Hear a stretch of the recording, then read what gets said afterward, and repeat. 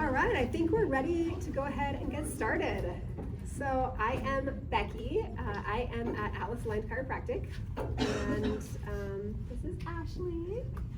She's with Blessed Beginnings Doula Care, and we wanted to start this group because as moms, we wanted to be able to have an opportunity to learn from experts, have conversations, and really just bring together community. As a mom, it can feel, it's really hard to make friends, especially when you're like in your 30s like me.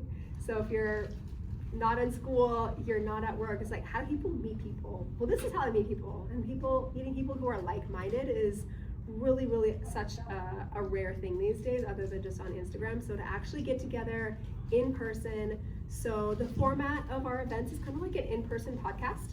So like a live, like back in the day, you could like go to a live taping of a TV show. So that's what this is like.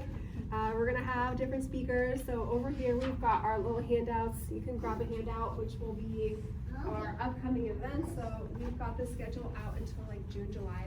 This one goes out until May.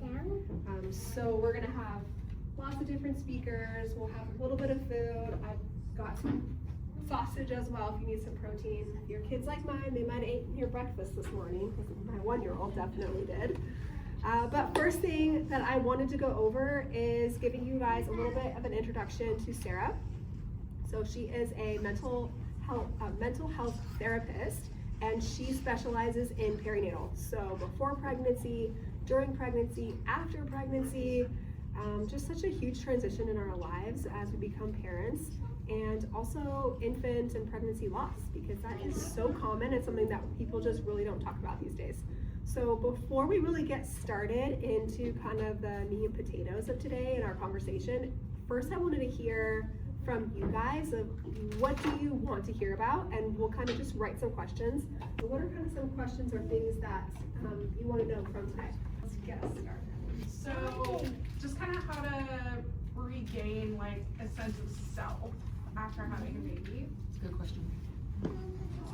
Because I feel very just like I am my kid right now.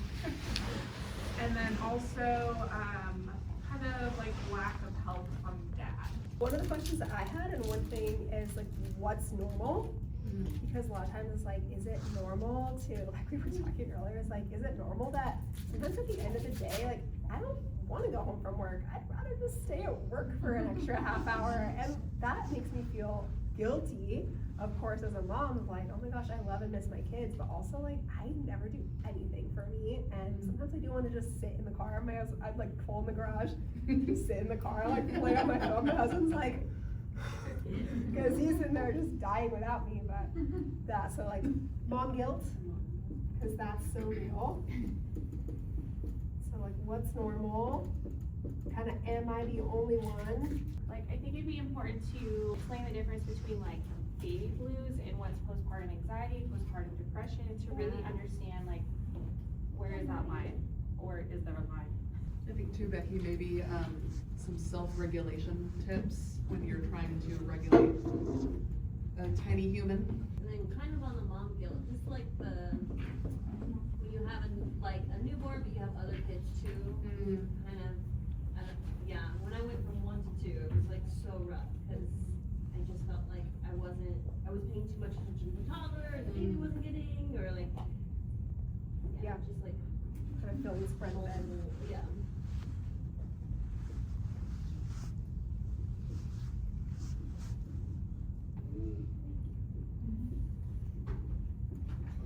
Okay, awesome. Anything else? We got a good little start there. So that's great.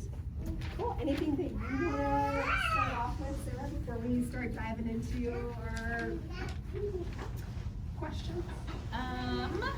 No, but it's interesting to hear all of this, because this is what a lot of my sessions with moms are about. So you guys are all kind of spot on what I can talk about pretty well. So yeah, I'm good to start if you guys are, and all that.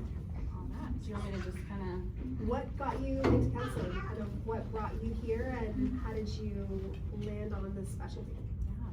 My journey to counseling was a little strange. I knew I wanted to get my master's in social work because I wanted to help people. But it was in grad school that they were like, we think you'd be a good fit here for your internship. And so I worked at Lutheran Community Services with kids for my internship. And then I did 3 years in the schools with kids. And I got into perinatal mental health because of my own story. So I got married 10 years ago and we started trying to have a baby, and I had 2 miscarriages prior to getting successfully pregnant with my first daughter.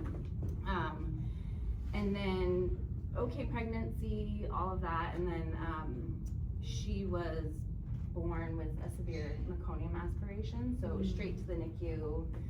Do not pass go, do not get to hold her, all of that. So we got kind of plunged into trauma. And it was after that that my midwives, who I adored, were like, well, there's like this group you can go to heal your birth story. And I just remember being like, what? And so I started really kind of, after I came out of my own postpartum, Postpartum Support International was doing their training in Portland, and I was like, I gotta go. And so I did that when my daughter was about a year old, and I've been doing it ever since. So about 7, my daughter just turned 8, so I'd say about like 7 years doing that. And that's such a unique experience to go to the NICU. Yeah. And just totally unexpected. It's one thing you can expect those things to be coming, but when it's totally unexpected, that's so hard. Yeah, yeah, it was like finding out an hour before she was born, like she's probably gonna go to the NICU, all of that, so, yeah, it was very unexpected and difficult.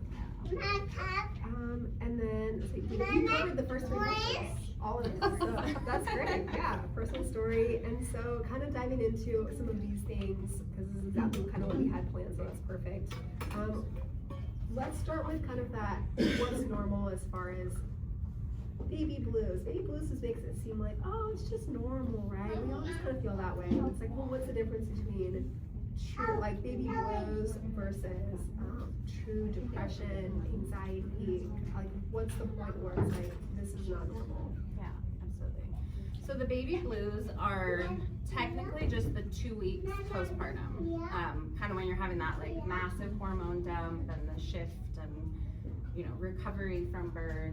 I know it takes longer than 2 weeks. But it's kind of in that 2 week period that I'll tell women like anything goes.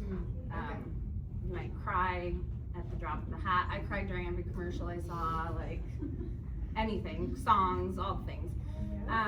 It's after those 2 weeks that we start to kind of, if things are lingering, to be like, okay, maybe we need to start keeping an eye on this. A lot of people have their 6-week postpartum visit where providers will do usually the Edinburgh postnatal scale. But then after that, there's kind of not really much. Some pediatricians do it. I don't know, does anyone's pediatrician in here do the Edinburgh? Yeah. Okay, awesome. That's definitely increased over the last 10 years. So when it starts to not be normal, it's kind of hard to tease it out sometimes, but if it starts to feel like you're being impacted on a daily basis by, you know, not having any energy, and again, hard to tease out because you're sleep deprived, you're new at this, all of the things. I do have I give my moms a full list of all of the symptoms that go along with the different postpartum mood and anxiety disorders. So there is a list over there with a full rundown of symptoms. What I see most frequently is depression and anxiety, and depression is that like, I don't want to talk to anybody, I don't want to get out of bed, I don't want to get dressed, I don't want to do any of this. And sometimes that looks like I don't want to spend time with the baby, and sometimes it looks like I don't want anyone else to touch the baby. So those are kind of 2 of the big things. With anxiety, a lot of it is intrusive thoughts. Intrusive thoughts are the #1 thing that moms are really worried about when they come to me, because they're really scary and we think they're not normal, but they totally are, to an extent. So with intrusive thoughts, we want to be what's called ego dystonic, meaning like when you have a scary thought, you're like, oh my gosh, I would never do that to my child. If you're not having that thought and it feels very like, oh yeah, I could do that, then we're in a psychosis space. And so that's kind of the normal, not normal when it comes to anxiety. Fearing you're gonna drop your baby down the stairs, or that I always had the fear of like hitting their head on the banister of the stairs. Turning the corner. Yeah. Doorway. I always tell people I almost kicked a dog when I was postpartum because I thought it was attacking my dog, and my husband was like, "That dog was nowhere near you." I was like, "No, he was gonna like hurt our baby." So those are kind of normal, but definitely point to postpartum anxiety. And if they're really intense, then we're looking at postpartum OCD, which is a whole nother ballgame. So, and I can go into postpartum OCD a little bit if people are interested in hearing about it. Any questions specifically on postpartum OCD? I've never really heard of that, so I'd love just like a little bit of information. Yeah, so it's similar to, I mean, it's OCD, it's similar, so, you know, people often think like flipping light switches, things like that. But in postpartum, we see it a lot with the intrusive thoughts.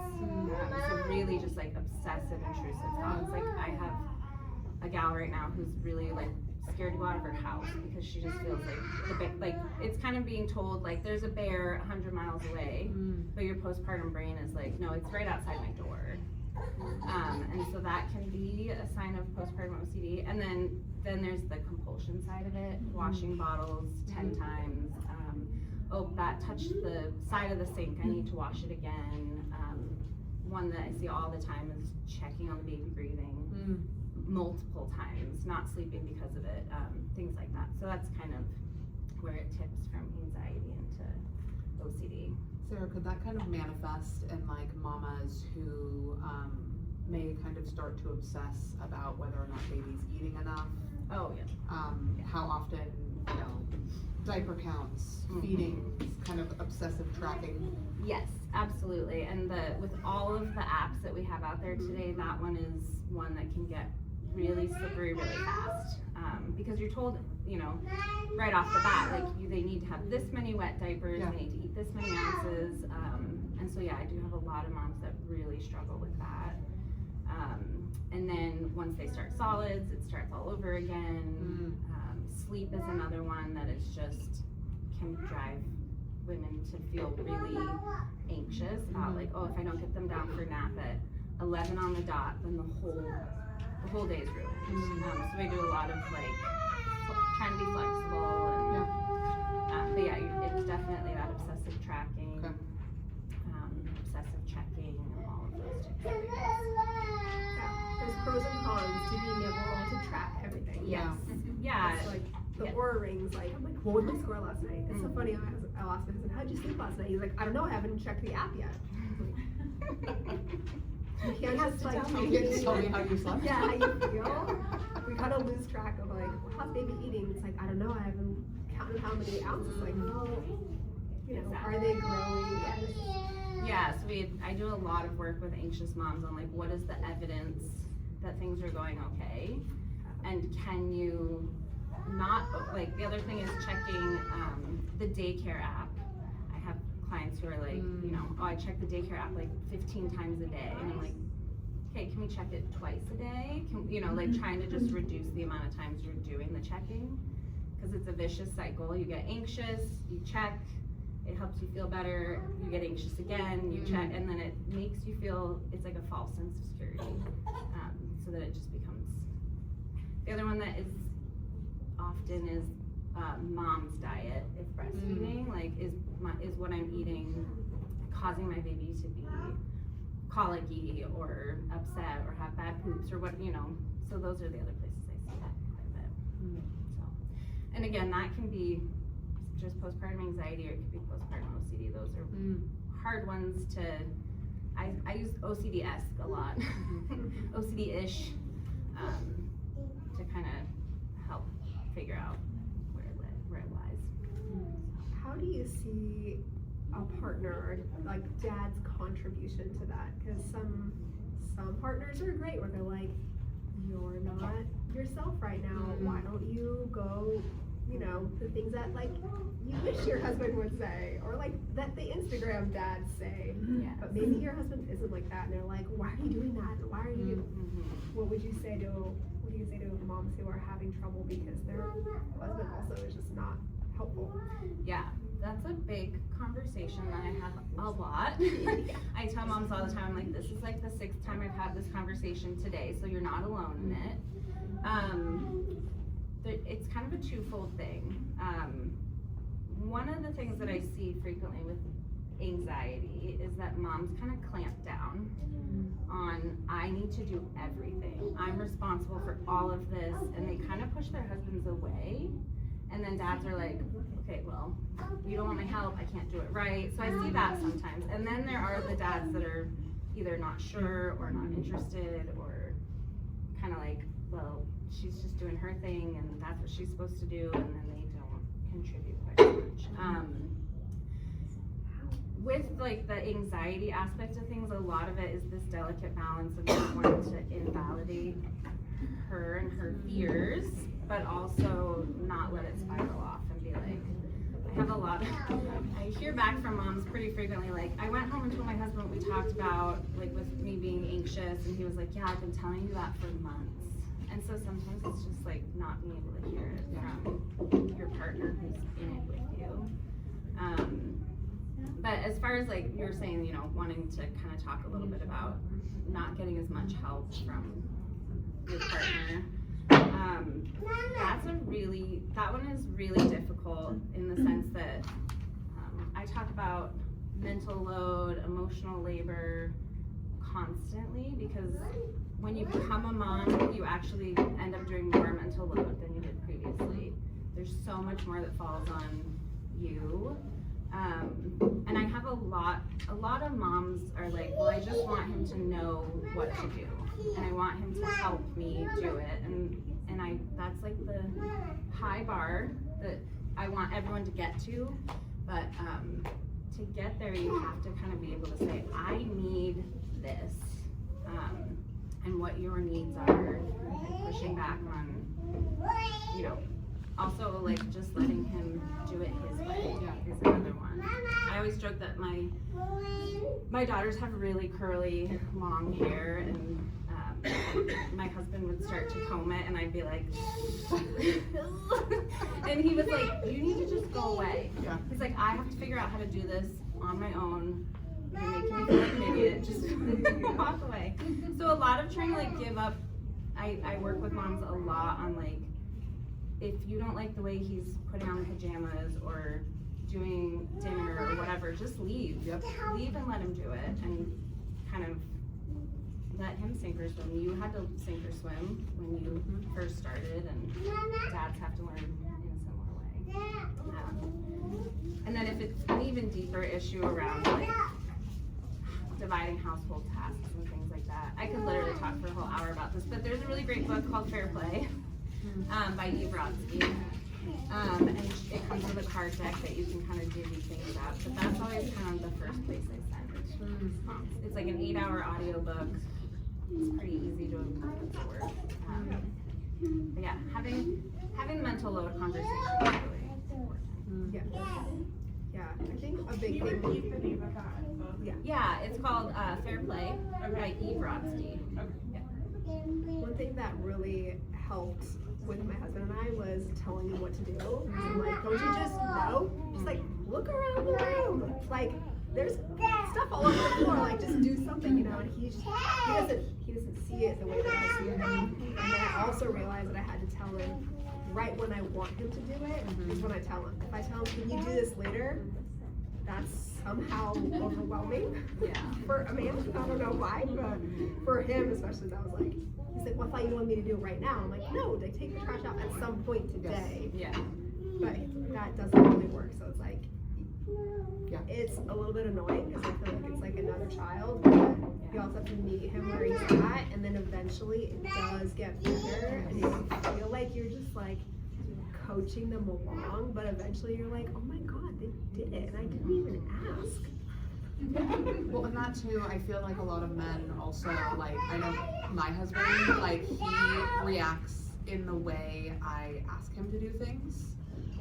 Prior to me becoming a doula, I worked as in senior corporate management, so I am used to ordering people around. And my husband is like, hey, I'm not your employee. Like, I need you to ask me in a different way. And I'm just so used to like delegating things like, okay, hey, you do this, you do this, you do this. And he's like, whoa, no, hard stop.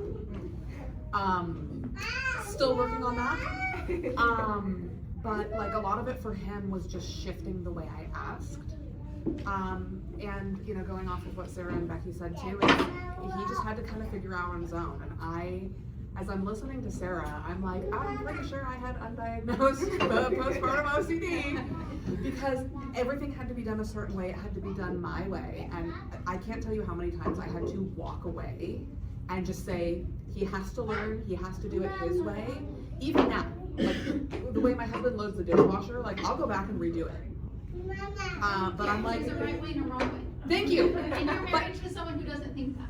But you know what? At the end of the day, he loaded the dishwasher, so that's a me issue. Something too, I think that doesn't get talked about a lot, which I know is not your specialty, but maybe you could touch on, is so many people don't know that dads can get postpartum depression too. Especially if you have a child with medical complexities, a child that's super colicky, and there are so few resources for postpartum moms, but there are even fewer resources for dads. And that's like a huge thing that I try to educate my clients on is, hey, FYI, may not happen, but this is a possibility we're gonna wanna keep an eye on. Yeah, absolutely. There's actually like a hormonal component to it. When I went to the Postpartum Support International training, I went to one of the sessions that was run by a man. It was about men getting postpartum depression, and I was like, oh no, you're not gonna But he was talking about how when a man lives with a woman who is pregnant, his testosterone naturally dips, which is what can cause depression in men. Plus a giant life shift. You know, your life looks different, your marriage looks different, your sleep looks different, all the things. So I've actually had women in my office before where I'm like, I think your husband's depressed. I think your husband might need to be in therapy, but it's very hard. I would say I've had like 5 out of the hundreds of dads. But one of the things that I have started doing in the last few years is I do a 3rd trimester check-in with both mom and dad. And I go over the perinatal mood disorder symptoms, and I say, this can happen to both of you. Dads can get postpartum OCD. Dads can get postpartum depression. Dads can get postpartum anxiety. Dads can get PTSD. My husband had more trauma around my birth than I did because he went to the NICU with my daughter. He watched her and then do all the things, and I wasn't there. I was recovering. So dads often see that side of things in a different way than we do also. But the other thing we talk about is like, how are you going to negotiate all of the postpartum work that needs to be done? How do you navigate? The one question I ask is like, what do you not want to lose about yourself? Both of them. You know, what do you not want to lose about yourself? What do you not want to lose about yourself? What makes you feel whole? And how do you each help each other continue to do that in postpartum? Because there can be a huge abandonment there of like, oh, well, he gets to go to work and the gym and out with his friends and all the things, and I'm just here. And I think I'm a little harsh at times. I'm like, well, you go do those things too then. And not harsh in a sense that like, I'm like, hand him the baby and go do your thing. But I know that's really hard to do. Yeah. With the mom guilt. The guilt factor. And that's kind of bringing us to that sense of self. Yeah. So that identity and what do you, you know what I'm trying to say. Yeah, absolutely. Well, so it starts with that question of like, what is something that you want to be able to like touch? What's something that you had about yourself prior to being pregnant, prior to having a baby, that made you feel special? Whether that's going to the gym or getting your nails done or getting drinks with friends or having quiet time at work. I also will just tell people like, it's okay to go stare at a wall at the end of the day. If you can't leave your house, just go be quiet. So being able to know what you, and that it can be hard to like, it's a pendulum, right? Of like, I'm a solo person, now I'm a mom, how do I find my new self? Because you can never go back to your old self, but you want to be able to find that mix of like, how do I be me plus a mom? Because it does become really intertwined. I'm just a mom. I don't know if any of you have seen that viral song on Instagram. I'm just a mom. It's a great song. But she talks about like all the things she does, and then she's like, I'm just a mom. And that's not the case. A big thing is having to ask for it. I have a lot of moms who are like, I just want him to come home and say, let me take the baby, let me do this, let me do that. And I'm like, we're not mind readers. Nobody's a mind reader. And if you really need it, you have to ask for it. And the hope, same as like the mental load, is like eventually he'll get it. Eventually he'll catch on. But in the beginning, you have to like ask for it and say, I need to go do this. I need to go do that. One of the big things, especially for stay-at-home moms, is I tell them to have a commute. Like, your husband gets to commute to and from work.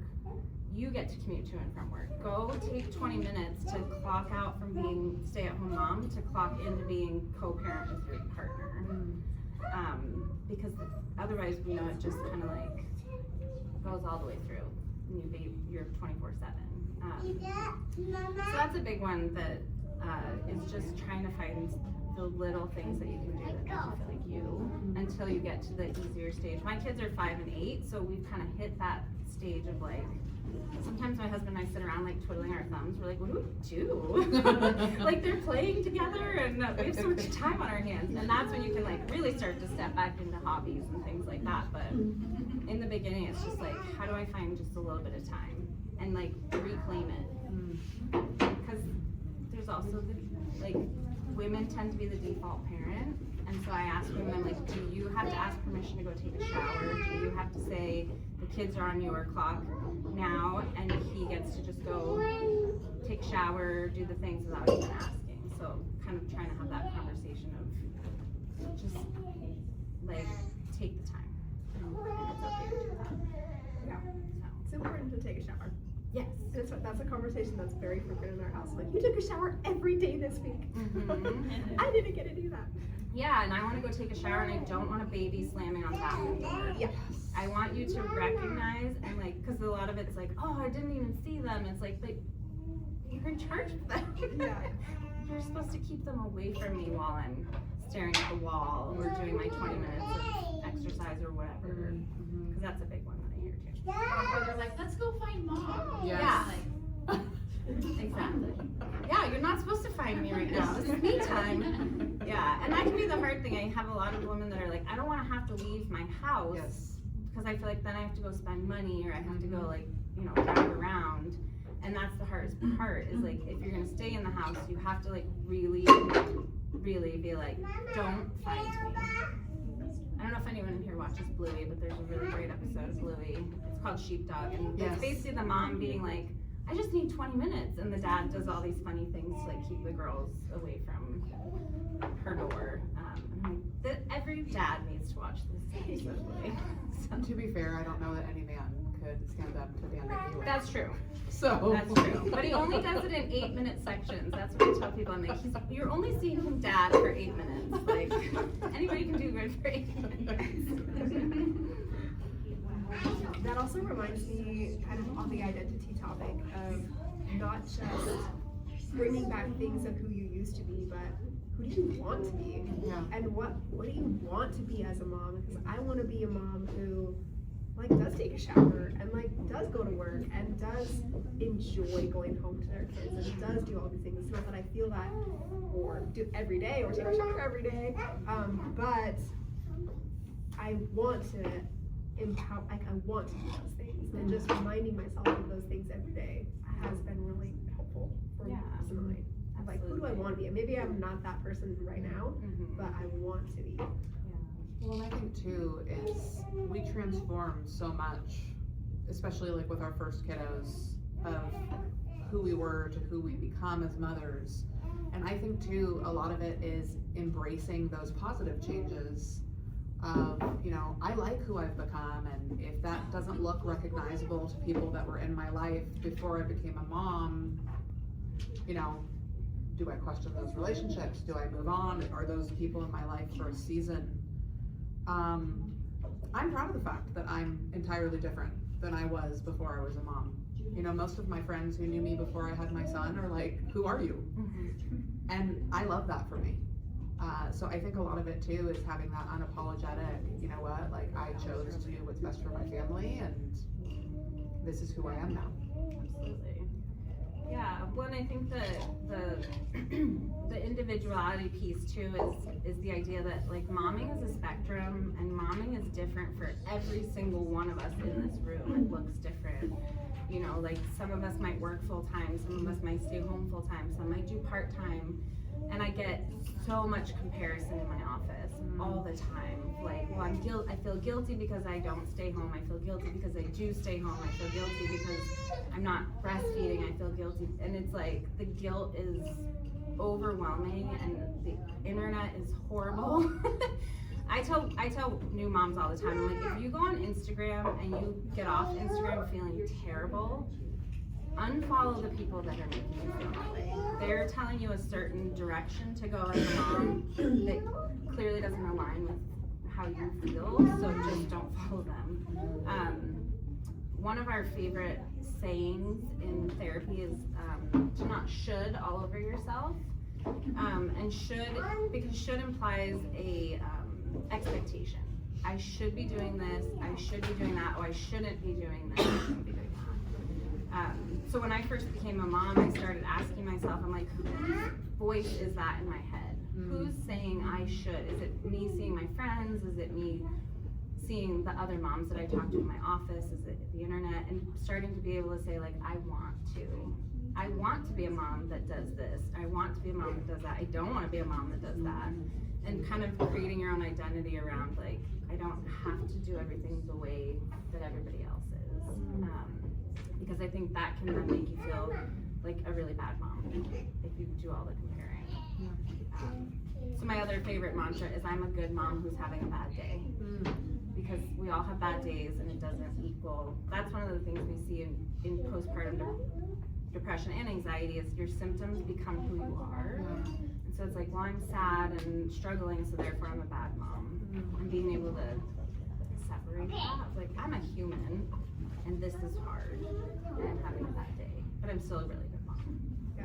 So that's an important one to Even like, I feel sad, not I am sad. Exactly. I am happy overall as a person, but when we say those I am words, like those affirmations, like when you say I am, your body really believes it. Absolutely. So that's really huge. It also reminds me, as we kind of talk about the identity and who we are and the mom guilt, generational trauma and generational things of like things that our parents said to us, you know, and that kind of gets ingrained. Like, you've probably seen those videos where the kids, the parents will ask their kids like, quit your crying, or, and then it's like, I'll give, like, we're all thinking like, I'll give you something to cry about.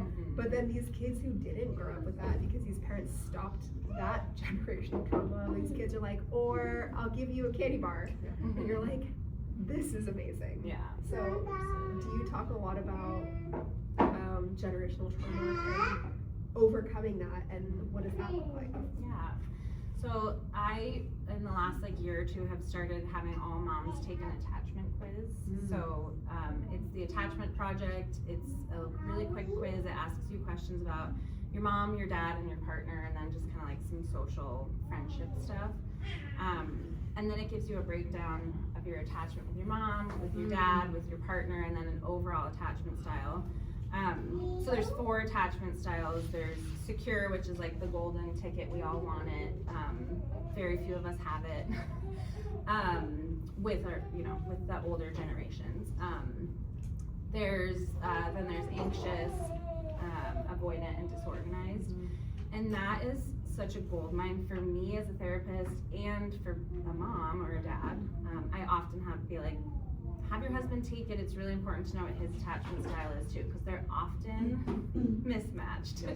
And that's what causes a lot of, this cruel trick of nature where somebody who's avoidant marries someone who's anxious and it's a constant battle. But it's really helpful to be able to talk about like, okay, what are your triggers based on your own attachment style, and how do you then heal that and shift it for your own parenting. I call them pendulum parents, people who maybe potentially had a really rough childhood or childhood trauma, and then they pendulum swing to being almost helicoptery and overprotective and all of these things, and how do we get you back to this like middle ground. So I do a lot of work with moms on that. There's a great book called Raising Securely Attached Kids.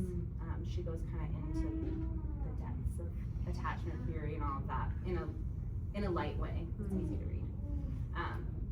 But yeah, so that is one that is really important, because we do parent based on the way that we were parented, whether that's the same exact way our parents parented or like, I don't want to do anything that my parents did. And then there's the aspect too of raising kids with grandparents around, and how do you have those conversations of, we're not doing this thing that you always did, and But you turned out just fine. right. Yes. Yeah. Right? Did I? Especially when it's like your mother-in-law and you're like, Yeah. Yeah. I've seen it work, not a fan. Exactly. Yep. Yeah, we do a lot of, oh gosh, I'm sorry, I just had a total brain fog. I lost my train of thought, sorry. It's like the perimenopause aspect of things. It's kind of creepy Other there. end of the spectrum. Yeah, We'll talk right? about that later. Yeah. But yeah, just a lot of talking about, like boundaries, Yes. things like that. So like consent, that kind of stuff that maybe those older generations don't respect quite as much. Yeah. A lot of like, please don't kiss my baby. Why can't I kiss your baby? Please don't kiss my baby. Those kind of Yes, things. exactly. The kissing. For me, I think kissing on the lips is weird. I do kiss my baby, or not my baby on the lips, but like, I just think it's weird people kiss people on the lips, and I saw like two like 10-year-old kids out in public one time, and they were brother and sister, and they kissed each other, and I was like, that was so weird. And my friend was, she's like, that's not weird. I'm like, Yeah. I think that's weird, but everyone's different. Yeah, it's that spectrum again, right? It's like what feels nice and Yeah. good for somebody else and comfortable is not for somebody. Yes. Yeah. Yeah, it's interesting. Okay, more about marriage, and there's a lot of different perspectives on, like I've heard people say that the most important relationship in the home is mom and dad, and the marriage and the connection between mom and dad. And I've heard people say, well, I love my kids way more than I love my husband. So, Some days. yeah, exactly, some of it. So what is your perspective on that? And like, what do you think is the most important relationship in the home? It's a tough one. If the marriage is good, and that's hard because in the first 2 years after baby, like they're not always good, but there is definitely like red flags sometimes that I can see, and then I won't be like, you need to like, you need to go back to like that foundation of your marriage. Sometimes it's like, actually like maybe do pour it more into your children and kind of but I do think that like you went into, most people go into it with partnership and saying like, we want to do this together, and that's what your kids see. We just talked all about attachment, like that's a huge part of seeing like healthy relationships and things like that. So yes, I think the caring for your children makes sense because it's biological, right? Like they need you to take care of them and all of that. But if people are starting to kind of, women are talking about like, we feel like ships passing in the night, like we're just roommates, that's when I'm kind of like, okay, maybe we need to start getting back to your like partnership foundation, because that's gonna stabilize you to then be a better, more present parent. Does that answer your question? It's kind of a tough one, because again, it's like, some marriages I would say like, yeah, you maybe do love your children more and that's okay. And then others, and again, it doesn't mean you don't love your child, so. Yeah, I think that's important what you said about the relationship that your kids are observing is really important. So if you want your daughter to grow up and have a husband that cares about her, which of course you do, then you need to teach your husband how to care about you. And sometimes he does need to be taught how to do that. And sometimes he does it naturally, and you know, he's a unicorn. Absolutely. Yeah, and I do think it can ebb and flow throughout, right? Like there will be times where you maybe do feel more like you have to pour more into your child, and your husband kind of is by the wayside, and other times where you're like, wow, my marriage is on the rocks, and I need to like pour more into my marriage right now, and things like that. Like everything, it's always flowing and moving. Do you have any good resources about like marriage and parenting? Like any good books or stuff that you can? Yeah, there's one called What About Us, I think. It's by Karen Kleiman. She also has another great one called Good Moms Have Scary Thoughts. They're like cartoon-esque books.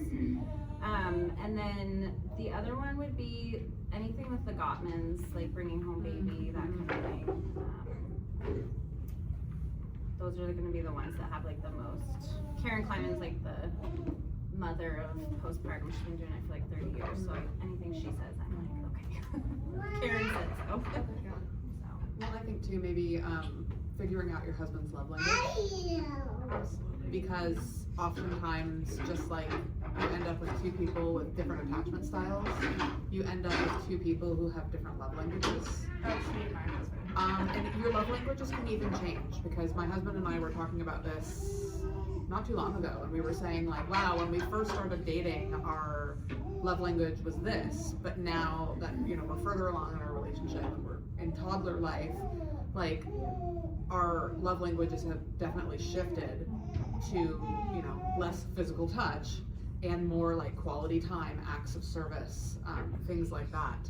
So kind of having those regular check-ins of like where you're at and how you're feeling loved, I think could definitely. Because my husband's physical touch, you, and then I'm words of affirmation. Yeah. So it's like that's where we just butt heads all the time.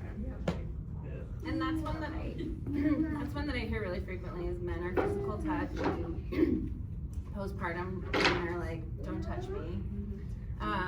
So the love languages are really great, and to like add to that, the Gottmans talk about bids for love. And that one's a little bit more nuanced in the sense of like, how do you show me that you love me? Or how do I ask you to love me? And so that can be really helpful in like recognizing, you know, my husband's a science teacher, and sometimes his science stuff goes way over my head, but he'll be talking about his day, and I know that that's like so important. So I'm like, I will sit here and be present and ask you questions about it later, because that's my way of showing him like, I'm listening, I see you. And so sometimes I tell people, I'm like, just go ask your partner, like, what makes you feel loved? What specific acts or words or tasks or things like that? My husband emptied our bathroom trash the other day, and it was like the most exciting thing ever. I was like, oh my gosh, she noticed it. It took like 4 days past when I noticed it, but like that for me is big for love. It's like he knows that I've been watching. So it can be something silly like that, or it can be like the bigger things, like if your husband is physical touch, like where's the line of like, because a lot of times it's like, I don't want to hold your hand because that might lead all the way to something I don't want to do. And so having that conversation of like, okay, what can we do that doesn't feel like the ick factor? She's like, no. The bids for love is a big thing that I got, because I follow the Gottman Institute on Instagram, and something that made me realize that with our love languages being different, when you're constantly feeling like shot down, rejected over and over on whatever the love language is, like for me, my love language is physical touch. I'm a chiropractor, so that makes sense, right?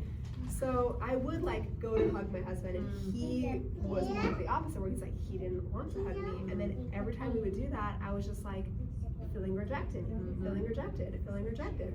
So that was really hard. And then for him, it was the other way around, where like he would want like just to sit on the couch and like not touch, but just be together.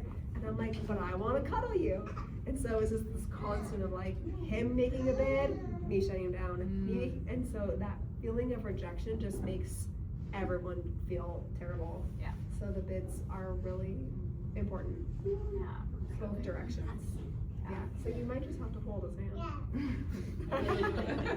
Well, and I think the Bids for Love are also really helpful in parenting too. Yes. Like, what does each specific child need? That like one of my kids loves to be snuggled, and my other daughter is like, don't touch me. So I know like it's different for each of them. So Yes, my 2-year-old is like my husband. Well, and it's hard too, like if you've got a cuddly kid and your husband's wanting to touch you and you're obviously touched out by the end of the day, but he's also watching you love on your kid and kiss your kid and, oh, you're so handsome, you're perfect, blah, blah, blah, and you're like, oh, it's you. What's up, husband? You know, husbands want that too, and that was a big one for me and my husband, is like making a conscious effort, even if it's just like as I pass by, to like touch his shoulder in the kitchen. Or instead of just being like, like just a touch on the shoulder or a, you know, and I started trying and I like would kiss my husband on the cheek and he's like, what are you doing? And I was like, I'm trying, dude. But just like recognizing that and trying to step out of my comfort zone, like you said, to figure out what we can do that won't necessarily lead to what you don't want to do, to kind of just fill their cup. Yeah, totally. As we kind of get back to our questions, I really want to make sure that we touched on the topic more around trauma. We kind of touched on this a little bit earlier in the beginning with, especially with kids who, when baby is born and they're rushed to the NICU, or even before that, where, like for me, like I had a home birth planned and then I ended up in the hospital and I was like, we didn't want to be here. And then it was like, okay, now we're gonna have to start Pitocin. I was like, I didn't want to be here. It's like, now you have an infection. I'm like, I didn't want to be here. And then you end up down this road, and then at the end you're like, oh my God, I got none of what I wanted in this pregnancy, birth, or all these things, and how that can create that trauma and just kind of like lead you right into the path of losing yourself and your identity and all these things. And can we talk a little bit more about that? We can start with kind of birth trauma. How the birth goes. absolutely. Yeah, and trauma is one of the big indicators for postpartum depression or anxiety. It doesn't always cause it, but it's definitely something that contributes to it, because you're starting off with grief. Not getting the birth that you wanted is grief, right? You've spent 9 months planning this and being so excited and all of the things, and then it goes totally awry. And that's something that I do a lot of work with women on, is like, okay, I wanted this, I got this, and now I'm devastated. So we do a lot on let's grieve that as a loss, because it was. You can't get that back, it can't go differently. But then also, so there's a specific type of therapy that I do with trauma that works really quickly. It's called EMDR, and I won't go into like all of it because it's hard to explain, but I do a lot of that right off the bat with women, because in 6 months, like at 6 months is usually when a trauma solidifies in your brain as a long-term memory. So if you do the work in those 6 months, like directly after a birth, there can be a lot of healing that comes in. We work on trying to change the cognition. When you don't get the birth that you want, often it is this idea of like, my body failed me, I'm a failure, I couldn't do it. And so being able to change that cognition to like, I did the best that I could. You know, I can shift my feelings to like, I hate saying like, well, at least your baby's okay, and that's not something I would ever say, but getting yourself to a point where you can say, I did end up having a healthy baby, or a baby that's okay, or whatever. But I think too, again, it's like, we all share as moms, and it can be really triggering for a mom who didn't get the birth that she wanted. To hear about the beautiful birth, and like, I got this perfect birth, and so just being able to like get women to a point where they can hear other people's stories and not feel that grief. But it took me till my second child to be like, to heal my first birth. I had a really hard time breastfeeding. Neither one of my kids breastfed. And there's still times when I'm like, oh yeah, so you got your, it's so easy for you. But checking myself and being like, that's okay. So trying to get yourself to a point where it's like, that didn't go as planned, but now I have the rest of my parenting life to also find joy and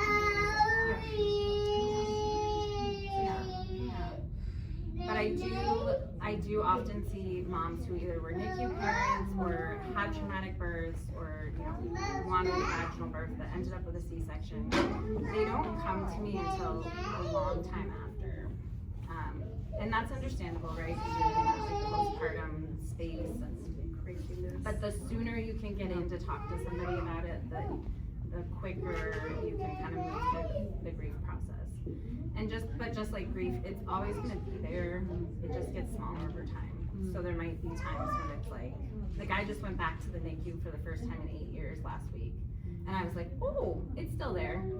Like I talk about the NICU all the time. I do trauma work all the time, but when it was my own experience of like the smell and all the things that it still popped up and all that kind of came back. So I think part of it's just giving yourself grace for feeling how you feel. The 6 months is an interesting time frame too, because if you can get that work done in the first 6 months, that makes sense. You want to be able to do that. And like for like EMDR, I haven't done it personally. My husband did it, which was actually really effective because he had his own stuff and he didn't want to talk about it. And so he's able to do the EMDR, and then he worked through that, which was really helpful for me because it was helpful for him.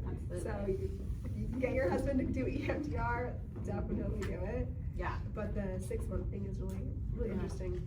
I didn't know about that. Yeah, and there's a different, we do it a little differently in those first 6 months because it hasn't actually, like we don't have to pull it up out of your long-term memory to process it. More fresh. Yeah, so the way that I describe trauma is like oftentimes we experience something traumatic and it's like we take all the dirty clothes off our floor and throw them in the closet and slam the door shut. And then every time you open the closet, it's all coming out at you.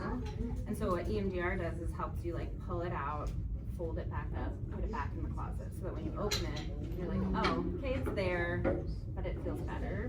And so in those first 6 months, it's like you haven't actually thrown the clothes into the closet yet, you're folding them as you put them away. And that can be really helpful. And it can help your postpartum feel better, right? To not be sitting with this like grief and like starting off right off the bat, like I'm a failure. Because we already feel that enough as moms, unfortunately. Yes. Because it's hard. Yeah. That's so interesting because I had 2 miscarriages before her, and then I didn't get help or like get therapy for a while, and so I developed all these unhealthy coping mechanisms that I was like self-sabotaging myself. And then when I went, she was like, okay, we gotta work on these things that you're currently doing before we can like, I didn't even know that was a coping mechanism I had developed over time. Yeah, absolutely. And especially with like miscarriage, that you carry all that anxiety into your next pregnancy, right? And you're like, I'm doing all of these, the checking and the, every time I go to the bathroom, all the things. And yeah, it makes those subsequent pregnancies so stressful. And I have a lot of women who struggle with feeling joy. Like I have a couple of clients who are pregnant after multiple miscarriages, and they're like, I'm like, congratulations, that's so exciting. And they're like, no, I'm not excited. And I'm like, I get that. I'll be excited for you. And I also understand, because I've been there, that you're just like, I threw away my positive pregnancy test with both my kids. And my husband pulled it out. He's like, this is positive. I was like, we'll see. So. Yeah, I'm pregnant for now. Yeah, for now. Today I am. And that actually is a very helpful mantra after miscarriage is I'm pregnant today. And that helped me get through some of my, until you hit those certain milestones, you're like, okay, maybe we get excited. But yeah, the trauma definitely sits with you through those things. Well, and your trauma too, what I've seen from like the doula side of things is whether it's trauma from pregnancy loss or it's trauma from something else in your life, There are so many ways that trauma can actually impact your birth in ways that you are not expecting. Whether it is, you know, a adverse reaction to the pain of labor, or the feeling of being out of control or not having consent with your providers. So pregnancy after loss is actually something that I specialize in as a doula, and it is a path I have walked, so I get it. And it is so challenging. I'm so happy that you were able to get in to talk to somebody, because many women don't, and they just hold on to it. And then, you know, we get into the birth and we're battling this trauma that could have been resolved before, but then we're having to, you know, pivot and figure those things out in a birth. So I think getting with a great provider and, you know, talking those things through, even if like in your pregnancy you're not feeling that anxiety, you don't know if it's going to appear in your birth or in postpartum. And you know, I'm sure Sarah can attest to this. There are certain risk factors, such as, you know, a history of abuse, a history of pregnancy loss, a history of eating disorders, that make you more likely to have the postpartum mood and anxiety disorders. So it's kind of knowing those things and having a plan in case. Just kind of knowing and walking up the plan. Absolutely. Yeah, being able to acknowledge those things and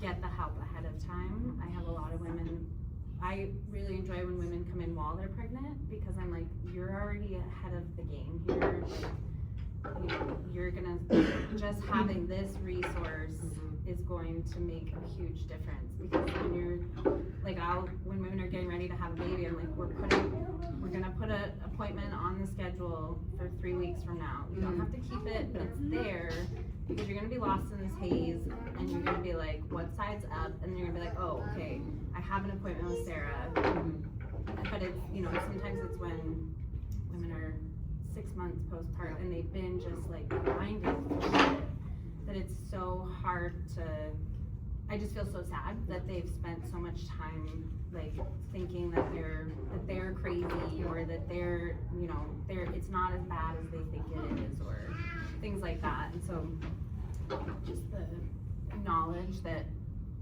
it's okay to seek therapy even if you feel like you're not really bad. Well, and just having that relationship established ahead of time, you're not having to find a therapist that you feel like is a good fit for you. Because, you know, there's a possibility you could meet with a new therapist and say, oh, this person is not for me. You know, if you've got that established connection, then when ish hits the fan, you can just call that person and say, hey, I need to get in, I need a session. As opposed to figuring it out. I mean, postpartum for me, I was sharing with Sarah when we first met that I struggled, and I called several therapists here locally in tears, literally sobbing into their voicemail saying, something's wrong with me, like I'm really scared, I'm really worried, I need help. Never got a call back. So my postpartum depression and anxiety went undiagnosed for a year because nobody called me back. And I'm like, well, I guess it's not that bad. So like Sarah's saying, if I had handled that in the first few months, or if I had gotten that call back in the first few months, I may not have had to work so hard to heal that trauma that was still fresh. And by the time I got to the year mark, and my husband was like, you have got to see somebody, like, you know, because, you know, I had the OCD, the anxiety, the postpartum rage. I was just not nice, especially to my husband. It came out in like other relationships in my family. So like if I had had somebody that I trusted that I could have called, I could have avoided all of that. I second that. I had a lot of trouble finding somebody that they say that they can deal with like postpartum, but it's like trying to find somebody that actually like can understand. Yeah. Well, and I ended up with, I mean, my therapist was great. I ended up with my therapist from out of town. We did virtual sessions, and she doesn't specialize in postpartum. So she didn't recognize the fact that I most definitely had postpartum OCD. And Sarah's talking about it here and I'm like, check, check, check. So like if you're seeing somebody that specializes in the life season that you're in, they're going to recognize these things that while not to say other therapists aren't great and they can't be helpful to help other traumas in your life, they aren't as in tune to see those certain things that are specific to your season. Yeah, and so these two places up here, so postpartum, or Perinatal Support Washington has a warm line, and you have to prove that you've taken Postpartum Support International's training to be on their directory. And then same with, so Idaho doesn't have their own chapter like Washington does, but they do have a chapter through Postpartum Support International. And they also have a directory of like, I'm licensed in Idaho, I've taken PSI's training, and you can kind of go in and like check insurance, all that kind of stuff. So that's the warm line. I get so many of my referrals through the warm line for perinatal Washington. I see a ton of women on the west side because they don't take insurance on the west side, and women are like, I don't want to spend $150 every session. I just had a baby. So I get a lot of people who are, and I'm sorry that you guys didn't receive calls back and that you ended up in, you know, I think, I was telling you, like, I say on my website that I don't have openings because if I open the gates, the floodgates open and it is hard to call back, but I make it a goal of mine to call everybody back. Even if I can't take them, I hand them off to other professionals in Spokane, or hopefully learning more about Idaho. I don't know as much about Idaho, but. So that's a good question of like, how do people find, if someone's looking for a therapist, is this a good place to start? Yeah, absolutely. So the warm line, both places, their warm lines have trained volunteers who recognize, they're not therapists, but they recognize perinatal mood disorders and things like that, and they will hand you off to a warm body. Like they will message me and say, hey, it says you have openings, do you have an opening, can I give them your number? And they won't give the number unless I say yes. That's awesome. So it's it's exactly as it sounds. It's a warm line of like, here is somebody that has an opening, takes your insurance, can see you. Because it's when you're already drowning, it's really hard to find help. And then there are also, one of the things we haven't talked about is medication. That's one of the biggest stigmas I run into with moms is it's not safe, I don't wanna do it, if I take it, I'm a failure. And I tell moms, I've never had a postpartum mom tell me that she regrets getting on medication because she's like, oh, I can breathe, I can take care of my baby, I feel normal. But again, same with finding a therapist that specializes, finding a provider that specializes in postpartum who can answer questions about, I've had so many people who are like, well, I went to my primary and they were like, you need to cold turkey off your meds because you're pregnant and it's not safe. And it's like, that's really outdated information and you should find a new doctor. But finding a psych nurse practitioner who specializes in, or midwives are really good, or OBs, because they kind of have that basic information. But there's so much bad information out there about medication, and so moms put it off for a long time, and it's so hard sometimes to just be like, I can help you, I could see you every day and not make you feel better, but like taking medication might make you feel better. My only regret was not taking it sooner for the second child. Yeah, absolutely. I didn't go on it with my first, but with my second, I got pregnant the week that everything shut down for COVID. So I went to my midwife and I was like, I'm gonna be pregnant during a global pandemic, so I'm not sure what that's gonna look like. Can I get on medication? And then stayed on it through my postpartum, and it was such a better experience for me, because I had 2 winter babies, so like alone, isolated, in a house, dark, can't go outside.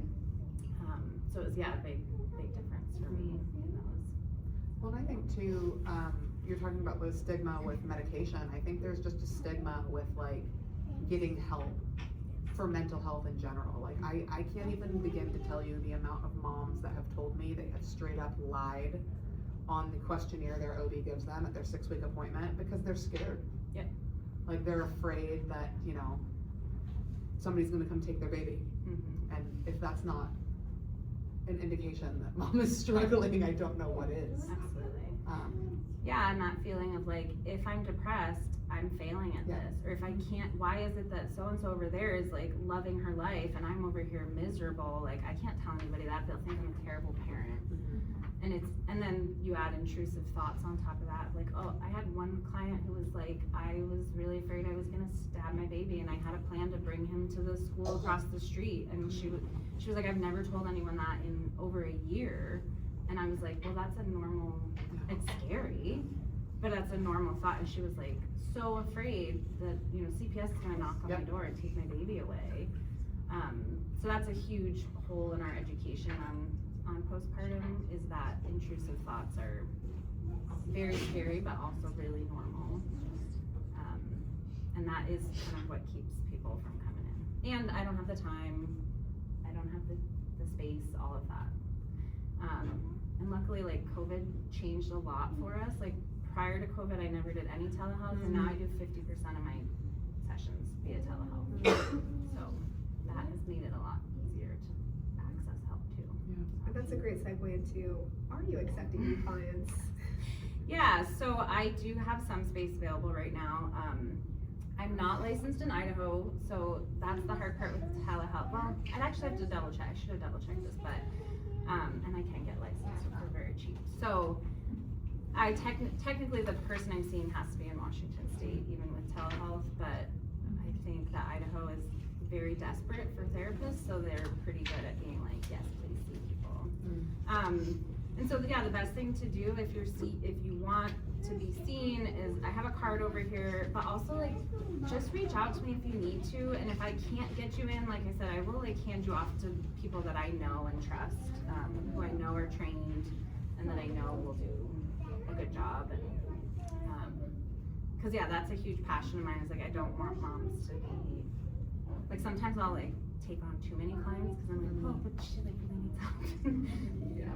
Sometimes having boundaries is tough with that, but yeah. Yeah.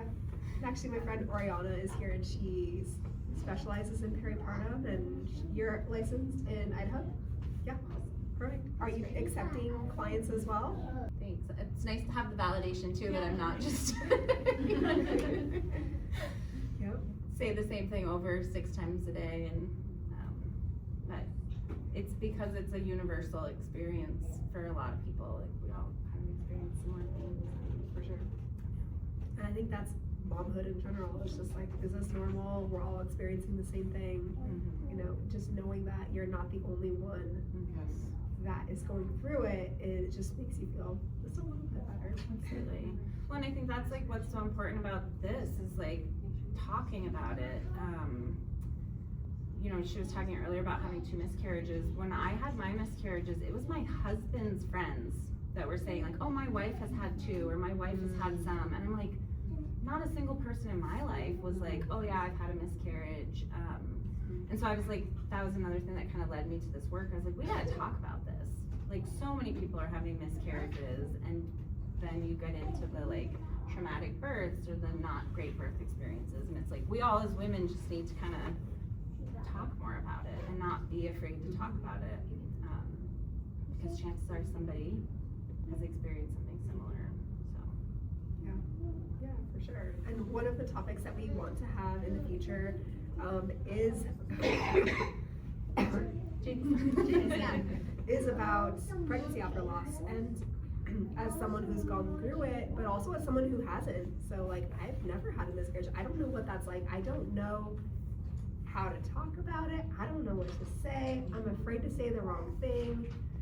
So that's something that we have coming soon, that Ashley is going to speak on that. I think it's June. Yeah, June. So Ashley's going to speak on that, since that's her specialty. And yeah, I think that's really an important thing, that we just don't talk about it. And I think part of that is social media. It's like, I have to be perfect all the time, be this perfect mom, and it's like, I just yelled at my kids, and now I'm posting on social media of how great of a parent I am. It's like, okay, you know, you gotta take like the whole picture of, even though you see that, you know, perfect homeschool mom who's baking bread and doing, it's like, you know, she's not perfect either. Yeah. I tell moms all the time, I'm like, if somebody says they enjoy every minute of motherhood, they're full of crap. Yeah. I'm like, they've been peed on, they've gotten poop on their, you know, like, they've been thrown up on, like, nobody loves that. So, yeah, just kind of that idea of like, we post and see, especially the influencers online, can be so detrimental to new moms, because it's that comparison. Yeah. It's like you see the mom with 4 kids and she's thriving and going to like all these things, and you're like with your one, you're like, I wanted to go to Target today and I couldn't get out of the house. Yeah, absolutely. I never made it. Yeah, and it's like, how many hours did it take her to like get her kids looking perfect and like. Oh, and then to film it on top of it, on top of that, to get them perfect and then film it while she's doing it. Oh, yeah. I started following this woman who classifies herself as a type B mom, and I love it because she just shows how dirty her car is, and like she forgets her diaper bag, and I'm like, yes, we need more content like this. Like, I would just love to pan over my house at any given time and be like, this is real life. Like, this is what it looks like, versus, you know, that it needs to be perfect. And I want to say something really quick about anxiety. One of the biggest places that I see anxiety is, and I just was reading that they're doing a lot more research into it, is those type A perfectionist tendency women really struggle with postpartum. And those are the women that come into my office who are like, I had no idea this was gonna happen. I'm not perfect, I can't be perfect, and it's just like blown their whole world apart. Miss postpartum OCD over here is like, yes. I'm feeling a little attacked, Sarah. Sorry. But I think it's an important thing to talk about, because that is one that I'm seeing more and more and more. It's just these women who are like so anxious that they can't be perfect, and it's like. I think that is kind of a good segue. The one thing that I feel like that I wanted to cover is kind of the regulate thing. Yes. So, do you have, and maybe we could all just do it together as like a little exercise, breathing exercise, box breathing, something that you typically recommend that we can all regulate together. Yeah. So a lot of times when we're so anxious, we're in what's called our sympathetic nervous system. And so one of the things that, like, box breathing can be helpful, but one that actually really brings your nervous system down is breathing in for 3 and out for 4, because that actually like brings you back down into your vagal nervous system. I think one of the biggest things I tell moms all the time is like, unless your baby is like crawling or walking, or like, it's okay to put them down. I had times with my NICU daughter was a hard baby, and there were times I just put her on my bed, she couldn't move, and I went outside and I was like, I gotta just like take some deep breaths and walk away. And it does not make you a bad parent. It makes you one that is recognizing like, I gotta. There were times where I'm like, well, she's gonna cry if I hold her, or if I don't, so I'm just gonna. Yeah, absolutely. And they can feel it. They can feel when you're upset. And then, so my husband and I had a rule too, where like if we were rocking a baby, one of us would come up and be like, are you okay? And if not, like, I need to tap out. And it was always okay to just be like, I need to get out of here. So being able to like walk away if you're alone, hand the baby over if you're not alone, take deep breaths. Again, back to that, like, take 20 minutes to stare at a wall at the end of the day and just like breathe. And then I also, like, if people have an Apple Watch, it actually has kind of a built-in biofeedback with the breathing. You can do 1 minute of breathing and it shows you your heart rate, and then I'll say, okay, then do another minute of breathing and see if you can get your heart rate lower, and kind of train your body to lower your heart rate. And it can go both ways too. Like if you're super, super tired, you can use that opposite breathing where you spend more time breathing in and less time breathing out. Exactly. To go the other direction where you can regulate, where it's 3 a.m. and your baby's up and you're like, we're gonna go play, but I'm so exhausted. Yeah, so yeah, if you're stuck in that like depressed dorsal freeze mode, like doing those things and that's another place where like exercise can come in really handy. Yeah. What were you gonna say, Megan? Something I'm embarrassed to admit, but that helped me a lot when I had a tiny baby. So I always do the school drop off and everything, and so she would just cry literally for the whole hour drive home. So I would put in earplugs. Yep. Because I just could not handle it. I would cry because she was crying and I just could not handle it. So earplugs helped me out a lot. Absolutely. My husband's a big fantasy book reader, and he was in the middle of this like enormous, I don't know, like 15 books when our second was born. And he would put on headphones and he's like, I'm still making eye contact with her, and we're doing all of the mirror neurons, and she can just scream at me, and I'm just listening to my audiobook. And so it is okay to like bring that sensory aspect down. The other one that's really helpful is loops. They like drop the decibel for you. But you can still hear. You can still hear, I still sleep with one headphone in so that I don't hear the dog or my kids, because I'm like, they're fine, they'll find me if they need me. Obviously it's different if you have babies of littler ages, but. Yeah, because sometimes you just feel like you've tried everything. You've done everything. It's like, there's nothing that I can do. But I always encourage those people, if you've not tried chiropractic, definitely get your baby adjusted. That is huge for little ones who like don't like the car seat, or who are crying just for seeming no reason. Usually that they're uncomfortable and they just have no way to explain it or to express that. So that could be that they have a headache, or they have neck pain, or it's uncomfortable being in the car seat because it looks uncomfortable. So those kind of things. It's like sometimes this is stuff you've never even heard of. I tried so many things to get my baby to sleep, like put a bowl of salt under their bed. You know, like lemons. We did try the salt. I feel like it worked for like one night. Okay. What actually helped the most, which was like totally of course, but also unexpected, was praying. It was like pray over your baby and just ask God to help them sleep better. And I was like, it's not gonna work. It worked. The first night that I did that, she slept all the way through the night. I did that every single night for a very long time after that. It didn't work every night, but she definitely slept better. And even that one night was just totally worth it. Which, by the way, our April topic is about sleep. So. Yes, we're gonna have a sleep coach coming, so that's gonna be amazing. I just wanted to say something about like, you know, you were saying put headphones in for like if the crying is overstimulating. So she is very colicky. We're kind of figuring things out, thankfully. He was not. So this is all new for my husband and I. And so at night during the witching hour when it's the worst point, I'll put on like soothing music. And so sometimes it'll help her, but it's more for like me to chill out, because I have noticed she can tell when I'm tense, and my husband and I do a great job of like, hey, let's tap out, or like my mom's visiting right now. So we've kind of had like this trio going this last week. But yeah, just having music that's soothing and knowing that it's for me and I'm benefiting from it, and she's still crying, she's gonna cry no matter what, but if it's helping me like regulate, that's very helpful.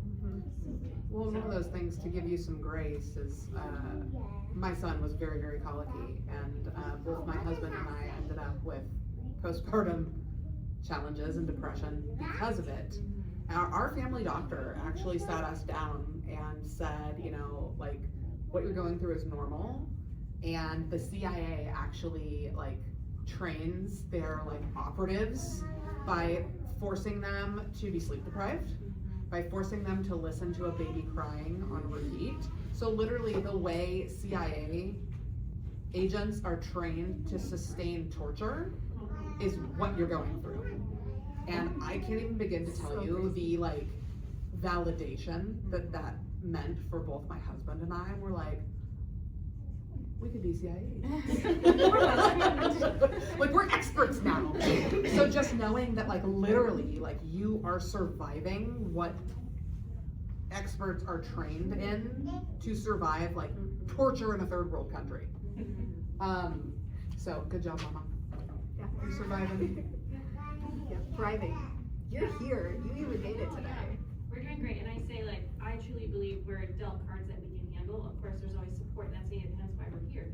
But it just feels good to know that we're getting through this, we're a team, and I can't vouch enough for like having a spouse that's like can really be that partner, because doing this alone, I would be broken. I would not be able to do that, so. Any questions, comments, anything anyone wants to share? Maybe even a takeaway, something that you were like, wow, that was really surprising, or I'm definitely gonna start doing that. Any takeaways or anything anyone wants to share? There you go. I always just love like book recommendations, like podcasts that I can tune into throughout the day. Yeah. Just cause like, yeah, like I really, like I have a 2.5-year-old now, but I really went through it when she was little, just with the constant crying, feeling like I was doing it all on my own, having zero idea of what I was getting myself into. Like I literally felt like the rug was just ripped out from under me. I thought that like having a cat would prepare me for having a baby, and I was like rudely awakened to like that's not the same. And yeah, and then just kind of expecting more out of my spouse and just realizing that it wasn't there. But now, like, I'm kind of starting to realize that a lot of that was due to my anxiety. Like, I didn't want him touching the baby. And so, like, kind of just hearing, like, yeah, like, maybe I just need to leave the house and be like, okay, here you go. Like, you know what I mean? Like, and I'm slowly starting to learn that. Slowly starting to realize, you know, like, puzzling is a really good thing for me to kind of get myself back. Just kind of spending that time to myself. So I feel like I'm slowly starting to turn a corner, but like I remember just feeling so lost. Yeah, it's a really scary time. It can feel like you're drowning, and if you have a spouse that isn't supporting you quite as much as you hope for, it can feel really, really hard. So I really appreciate you guys doing this. Yeah, absolutely. Yeah, and just keep challenging yourself to like let him do things that you feel like you want to control. Yeah. I tell people like my ultimate goal when I leave my house is to do absolutely nothing for my husband, and not in a mean way, but like he can do it. He takes care of our kids all summer long by himself. He does not need my help. He has his own way of doing it. And so I'm just like, I'm not prepping anything for you. Have at it. And that is so relieving to just be like, you got this. Yeah. And I'm gonna go do the thing. And it's very eye-opening for them because like a lot of times he'll, like I'm a words of affirmation person. So for him to say to me like, that's easy. Like why are you so, like da da da da da da da? But then like having him have that time with her, like now he validates what I do. Yeah. So it's like okay. Yeah, they see what it's like. Like, wow, it's actually really hard Yeah. doing what you do every day. Yeah, you can't just stand there and cook dinner. No, she wants to be up, like touching hers. And, yeah. Well, one of the things I talk to moms about is like, okay, so you have been pushing him away because of your anxiety. You can't all of a sudden expect that he's gonna know how to do everything when you've never let him do it. Because they'll be like, he won't give the baby a bath, and I'm like, does he know how to give the baby a bath? Like, sit in there with him and say, would you like me to show you? Can I show you my tricks? Like come from a place of curiosity instead of like, you're a dummy, how do you not know this? Because that's just gonna make them be like, fine, I won't do it. Yeah. You do it better. All those like learned helplessness comments that just grind your gears. So like coming from a place of like, I'm willing to share my experience and I recognize I've been keeping you from it, and here's how I do it, and you can like, if you want my help, I'm happy to help you learn how to do it. Or the sink or swim is also a good method. Yep. You might eat tuna for dinner, but they ain't dinner. Yeah, there you go. Yeah. Okay. Anything else? Anybody else want to share? Yeah. I'm a good mom just having a bad day. Yes. That one's gotten me through some really tough, I do all of our mornings, and there's a lot of yelling that happens at times, and I'm like, you know what, I'm still a good mom, it's just a rough morning. So I'm glad that's helpful. It helps separate your mood from your ability as a parent. Yeah. I homeschool, so I'm like, my kids. Yeah, and you're allowed to have a bad day. And they're allowed to have bad days, and sometimes those bad days coincide, right? Yes, they do. Yeah. Well, thank you all for coming. It's nice to see such a big crowd of people too, so. Thank you for being here. Absolutely. Spending morning with us. Yeah, this was great. Anytime. Cool. So we are going to be second Thursday of each month And then we have a Saturday event that's coming up in May. So our next meeting, you remember the schedule better than I do. It's actually, is today the 12th? Yeah. It's actually March 12th as well. And that, we're gonna have a really great pelvic floor therapist talking about pelvic floor health, just in the perinatal period. April, I think it's the 9th, don't quote me. We've got it on the printout here, but that's where we'll have Reba the doula. She's a doula, but she's also a nurtured neuroscience practitioner talking about nurtured sleep. And then May is our Saturday, the 16th. We've got Dr. Molly Gonzalez talking about oral ties and oral development for kiddos. And then June is, I don't know what the date of that one is, but the second Thursday in June will be me talking about pregnancy after loss. And then I'll be talking in July about nervous system regulation for baby and for mom. Yes. So very exciting. That's our upcoming schedule. If you have any questions, feel free to let us know. Grab a snack on your way out. And yeah, we'll see you soon.